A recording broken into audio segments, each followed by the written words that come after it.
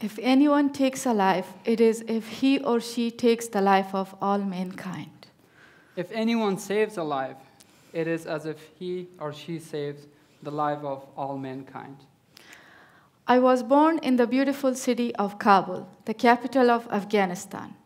When I was 2 years old, due to the civil war and my father being a government official, my family had no choice but to left everything behind and save our lives.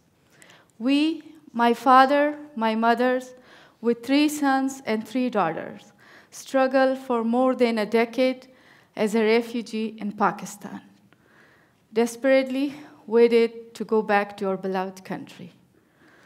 My brother and I had the opportunity to go to school and complete our education.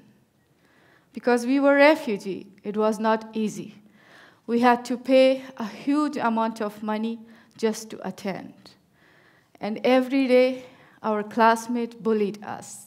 They called us Majera, turning the word refugee into a hateful insult. Our parents told us to ignore them and focus on learning, which we did.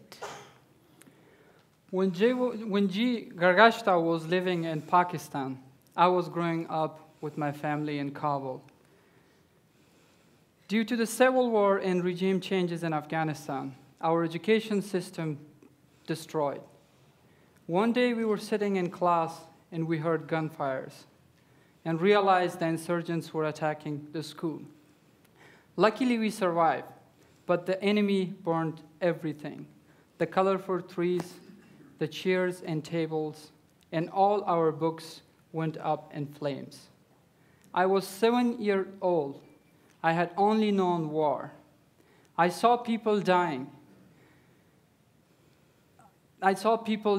Family members disappearing, innocents being tortured and killed. In some part of Kabul, warlords asked crowded, terrified citizens to watch how a recently decapitated body danced after boiling oil was poured on it.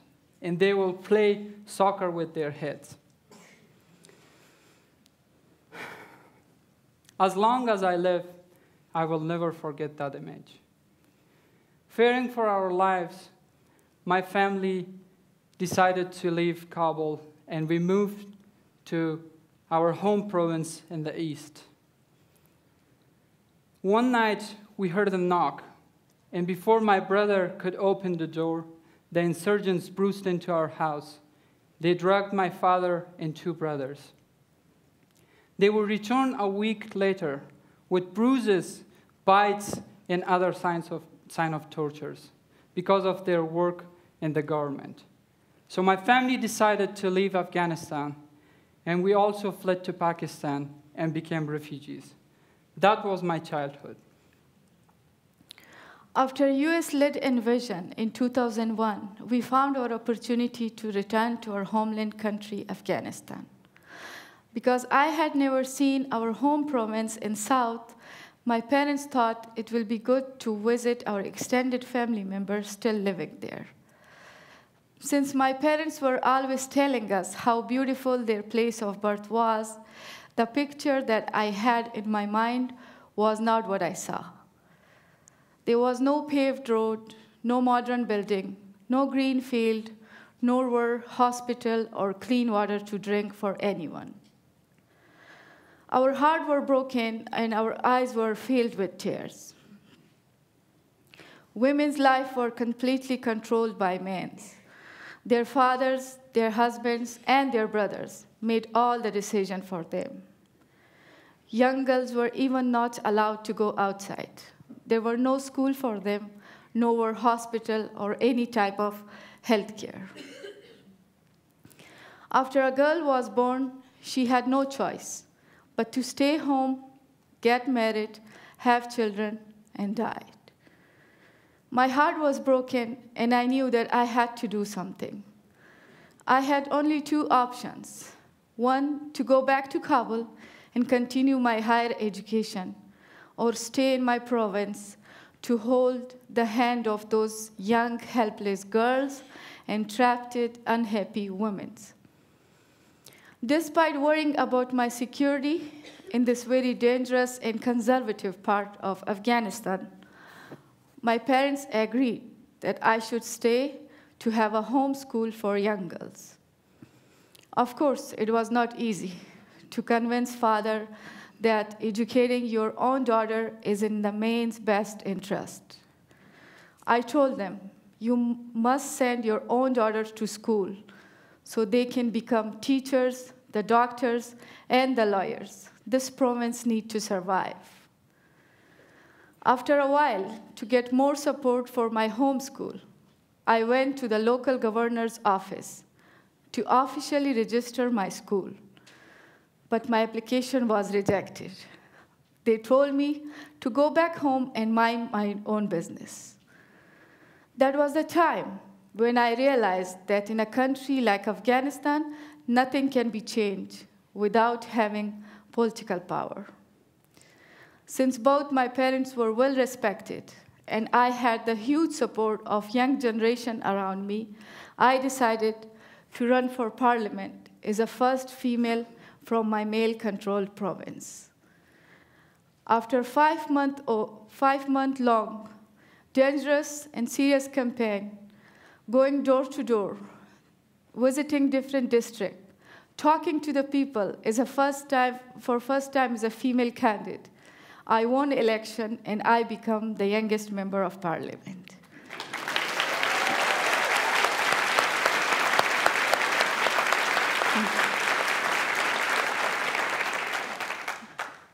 During my time in Parliament, I had the wonderful opportunity to draft and vote for different laws on behalf of Afghan women, and also attend and speak in national and international conferences to build more stronger network for Afghan women. Like hundreds of thousands of Afghan families, my family also returned to Afghanistan in 2001. Because of my English and computer skills, I got a job doing IT at the Presidential Palace, and later was promoted to be a liaison between our government and international embassies. I worked closely with Excellency President Hamid Karzai, the US State Department, the US military, to support the United States mission in Afghanistan. Around this time, I met a beautiful young politician. I made sure I was the one to escort her to all her meetings at the Presidential Palace to get to know her better.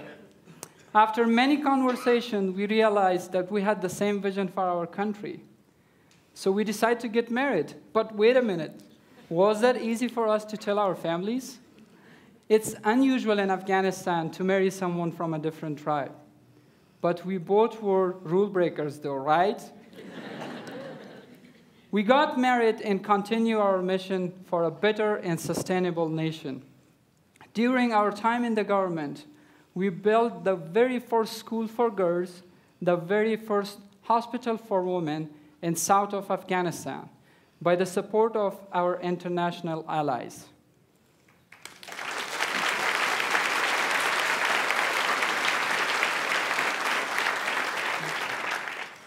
Even though I had the government position, but it was not easy to face those warlords who thought discussing anything to do with women's life was a complete waste of time.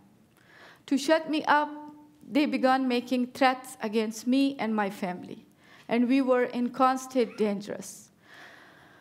I survived several attacks, including car bombs and an attempt of kidnapping of my 6-month-old son from daycare.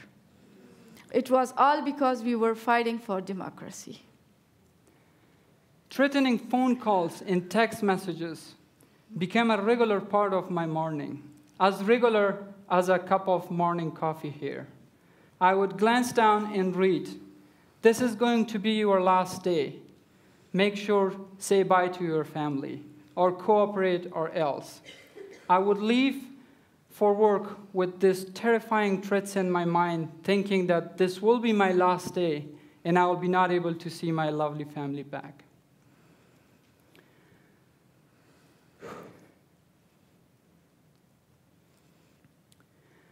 It was during these dangerous and uncertain days that my wife and I learned of a plot of attacking the US military and diplomatic officials.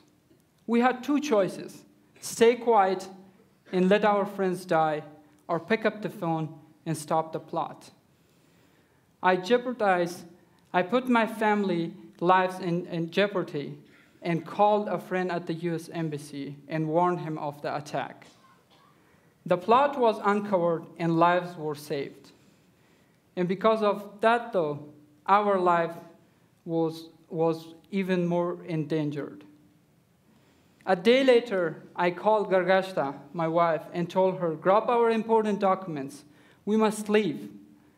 I don't think so we will be coming back. We had only a few hours to say bye to our families, especially to our mothers. Imagine hugging your mom for the last time and leaving for an unknown destination. And we became refugees again. After 14 hard months in Turkey, selling everything we had, including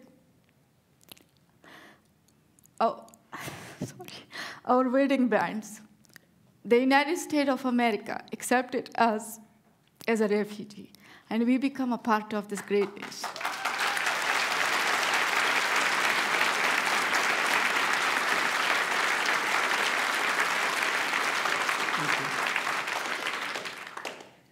When we first arrived in the United States, G suggested to go to Omaha, Nebraska, where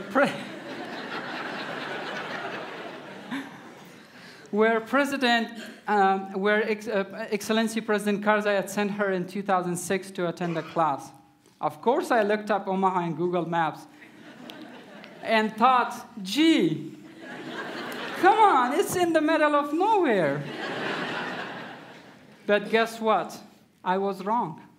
After living in Maryland, Virginia, and California, I finally listened to my wife. And we moved to Omaha. I now know it's in the middle of everywhere, and it's the best place in the world.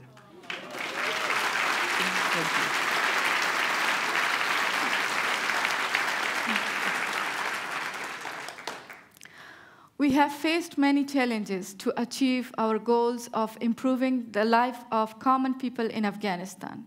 We made a difference. Now girls in my village learn that they can be a representative in parliament, a teacher in local school, or nurse and doctors in the hometown hospital.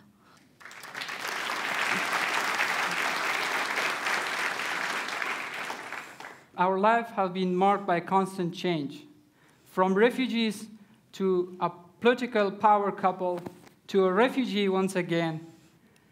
Through all this change, though, one thing has been true. We never give up. Never give up. Never give up.